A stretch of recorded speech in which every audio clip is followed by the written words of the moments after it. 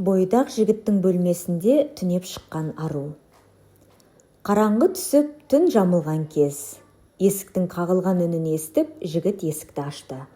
Кенет түсінбестен дауыстап жіберіп, «Сен кімсің?» деді. Ол, «Мен студентпін. Мұнда мұғалімдеріммен келген едім. Бірақ олар мені жалғыз тастап кетті. Ал мен қалай қайтуды білмеймін» деп жауап берді. Жігіт, «Сен халық көшіп кеткен аймақтасың. Сенің барар ауылың оңтүстік жағында, ал сен солтүстік аймағындасың. Бірақ бұл жерде ешкім тұрмайды» деп оның таң атқанша бір бөлмелі ғана үйінде түнеуіне рұқсат етіп, ол қыздан өз төсегіне жатуын сұрап, өзі жерге жататынын айтып, жігіт төсегінің бергі жағынан жіп тартып, жіпке мата іліп, екі араны бөліп қойды. Ал қыз болса қатты ыңғайсызданып, түнде бір әурет жері ашылып қалудан қорқып, қымтанып жатты.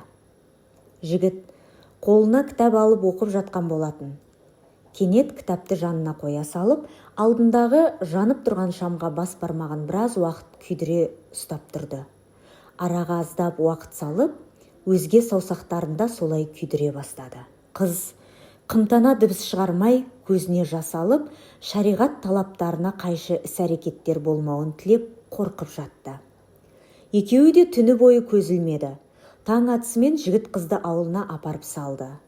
Қыз жігітпен болған оқиғаны әке-шешесіне бұлжытпай айтып берді. Бірақ оған әкесі қызының халін көріп сеніңкіремеді. Қыз түндегі қатты қорқыныштан ауырып қалған еді.